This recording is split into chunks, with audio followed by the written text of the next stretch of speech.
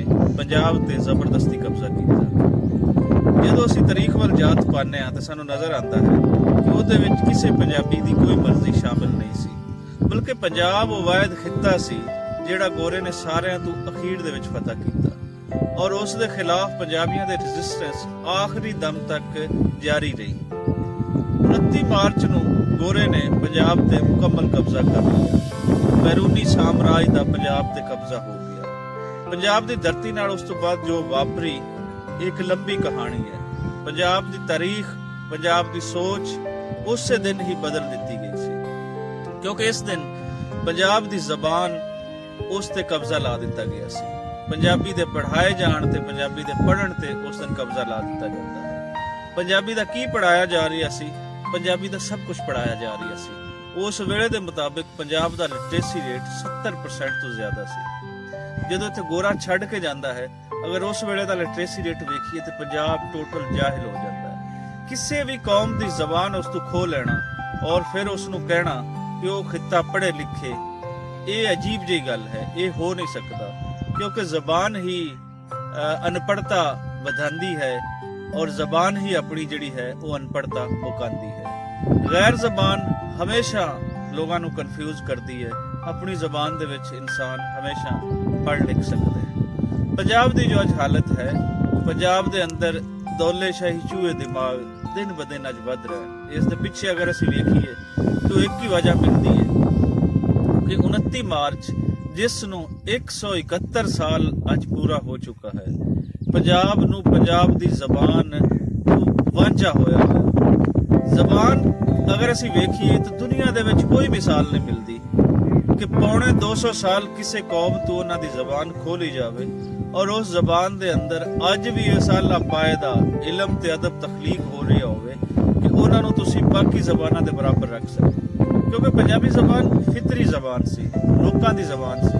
ਇਹ ਕਿਸੇ ਬਾਦਸ਼ਾਹ ਦੀ ਮੁਸੱਲਤ ਕੀਤੀ ਹੀ ਨਹੀਂ ਸੀ। ਇਸ ਤੇ ਗੋਰੇ ਨੇ ਜੋ 29 ਮਾਰਚ ਨੂੰ ਇਸ ਤੇ ਕਬਜ਼ਾ ਕੀਤਾ ਪੰਜਾਬ ਤੇ ਔਰ ਉਸ ਤੇ ਪੰਜਾਬੀ ਜ਼ਬਾਨ ਤੇ ਵੀ ਕਬਜ਼ਾ ਕਰ ਦਿੱਤਾ। ਇਹਦੀ ਅਸਾਮਾਂ ਉਸ ਵੇਲੇ ਗੁੱਟ ਦਿੱਤੀਆਂ, ਇਸ ਨੂੰ ਮਾਰ ਮੁਕਾਉਣ ਦੀ ਆਪਣੀ ਪੂਰੀ ਕੋਸ਼ਿਸ਼ ਕੀਤੀ, ਲੇਕਿਨ ਚੌਂਕੇ ਇਸ ਦੇ ਪਿੱਛੇ ਫਿਤਰਤ ਸੀ, ਕੁਦਰਤ ਸੀ।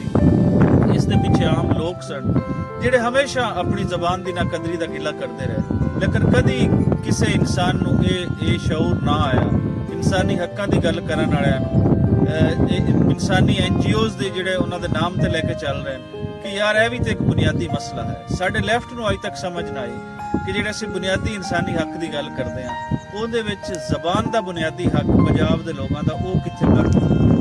ਸੋ ਇੱਕ ਬੜੀ ਵੱਡੀ ਗੇਮ ਹੈ ਔਰ ਇਹ ਗੇਮ ਹੋਈ ਅੱਜ ਦੇ ਦਿਨ 29 ਮਾਰਚ ਨੂੰ। ਅੱਜ ਦਾ ਦਿਨ ਹਮੇਸ਼ਾ ਪੰਜਾਬ ਦੀ ਤਾਰੀਖ ਵਿੱਚ ਕਾਲੇ ਦਿਹਾੜ ਦੇ ਤੌਰ ਤੇ ਮੰਨਿਆ ਜਾਏਗਾ ਔਰ ਅੱਜ ਦੇ ਦਿਨ ਅਸੀਂ ਦੋ ਡਿਮਾਂਡਸ ਕਰਨੇ। ਅੱਜ ਦਾ ਉਹ ਗੋਰਾ ਸਾਮਰਾਜ ਜਿਹੜਾ ਅੱਜ ਦਾ ਗੋਰੇ ਸਾਮਰਾਜ ਦੇ ਨਕਸ਼ੇ ਕਦਮ ਤੇ ਚੱਲਣ ਵਾਲਾ, ਅੱਜ ਦਾ ਸਾਡਾ ਕਾਲਾ ਸਾਡੇ ਵਿੱਚੋਂ ਹੀ ਜੰਮੇ ਜਾਏ ਉਹ ਲੋਕ ਜਿਹੜੇ ਅੱਜ ਵੀ ਪੰਜਾਬੀ ਨੂੰ ਪੰਜਾਬੀ ਦਾ ਹੱਕ ਨਹੀਂ ਦੇ ਰਹੇ। ਇੱਥੋਂ ਦੀ ਹਾਈ ਕੋਰਟ ਬੇਸ਼ੱਕ ਫੈਸਲਾ ਦੇ ਦੇਵੇ, ਯੂਨੀਸੈਫ ਫੈਸਲਾ ਦੇ ਦੇਵੇ, ਆਵਾਮ ਫੈਸਲਾ ਦੇ ਦੇਵੇ ਸੜਕਾਂ ਤੇ ਆ ਕੇ, ਲੇਕਿਨ ਇੱਥੋਂ ਦਾ ਉਹ ਕਾਲਾ ਅੰਗਰੇਜ਼ ਅੱਜ ਵੀ ਪੰਜਾਬ ਦਾ ਹੱਕ, ਪੰਜਾਬੀ ਦਾ ਹੱਕ ਉਹ ਦੇਣ ਨੂੰ ਤਿਆਰ ਨਹੀਂ। ਸੋ ਅੱਜ ਦੇ ਦਿਨ ਸਾਡੀ ਇਹ ਡਿਮਾਂਡ ਹੈ ਕਿ ਪੰਜਾਬੀ ਨੂੰ ਫਿਲਫੋਰ ਪੜ੍ਹਾਇਆ ਜਾਵੇ।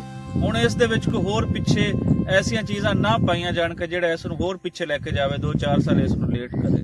ਸੋ ਪਹਿਲਾ ਬੁਨਿਆਦੀ ਸਵਾਲ ਕਿ ਪੰਜਾਬੀ ਨੂੰ ਜਿਹੜਾ ਗੋਰੇ ਨੇ ਇੱਥੋਂ ਸਕੂਲਾਂ ਦੇ ਵਿੱਚੋਂ ਕੱਢਾ, ਇਨਸਾਨਾਂ ਦੇ ਦਿਮਾਗਾਂ ਦੇ ਵਿੱਚੋਂ ਕੱਢਾ, ਇੱਜ਼ਤ ਇਤਰਾਮ ਦੇ ਵਿੱਚੋਂ ਕੱਢਾ, ਉਹ ਵਾਪਸ ਦਿੱਤਾ ਜਾਵੇ। ਦੂਸਰੇ ਨੰਬਰ ਤੇ ਅਸੀਂ ਇਹ ਕਹਿੰਦੇ ਹਾਂ ਕਿ ਇਹ ਬੜੇ ਸਿਵਲਾਈਜ਼ਡ ਲੋਕ ਹੈ ਗੋਰਾ ਇਸ ਚੀਜ਼ ਦੀ ਮਾਫੀ ਮੰਗੇ ਕਿ ਉਹਨਾਂ ਨੇ ਕਿਸੇ ਦਾ ਜ਼ਬਾਨ ਦਾ ਇਸ ਹੱਦ ਤੱਕ ਕਤਲਾਮ ਕੀਤਾ ਕਿ ਅੱਜ ਪੌਣੇ 200 ਸਾਲ ਲੰਘਣ ਦੇ ਬਾਵਜੂਦ ਵੀ ਉਹਨਾਂ ਦੇ ਸੈੱਟ ਕੀਤੇ ਪੈਟਰਨਸ ਤੇ ਪੰਜਾਬ ਨੂੰ ਪੰਜਾਬ ਦੀ ਜ਼ਬਾਨ ਨਹੀਂ ਦਿੱਤੀ ਜਾ ਰਹੀ। ਸੋ ਅੱਜ ਦਾ ਦਿਨ ਅਸੀਂ ਹਮੇਸ਼ਾ ਪੰਜਾਬ ਦੀ ਤਾਰੀਖ ਦੇ ਵਿੱਚ ਕਾਲੇ ਦਿਹਾੜ ਦੇ ਤੌਰ ਤੇ ਅਸੀਂ ਮਨਾਵਾਂਗੇ ਔਰ ਇਸ ਦਿਨ ਦੀਆਂ ਸ਼ੁਰੂਆਤ ਬਹੁਤ ਪਹਿਲੇ 2-3 ਸਾਲ ਦੋਸਤਾਂ ਨੇ ਕਰ ਦਿੱਤੀਆਂ ਸੀ ਔਰ ਇਸ ਸਾਲ ਇਹਦੇ ਵਿੱਚ ਜਿਨ੍ਹਾਂ ਦੇ ਕੋਸ਼ਿਸ਼ਾਂ ਨਾਲ ਇਹ ਕਾਲਾ ਦਿਨ ਮਨਾਇਆ ਜਾ ਰਿਹਾ ਹੈ, ਉਹਨਾਂ ਦੇ ਵਿੱਚ ਸਾਡੇ ਮਿੱਤਰ ਪਿਆਰੇ ਜਿਹੜੇ ਸ਼ਾਮਲ ਹੈ, ਉਹਨਾਂ ਦੀ ਇਹਨਾਂ ਕੋਸ਼ਿਸ਼ਾਂ ਨੂੰ ਸਲਾਮ।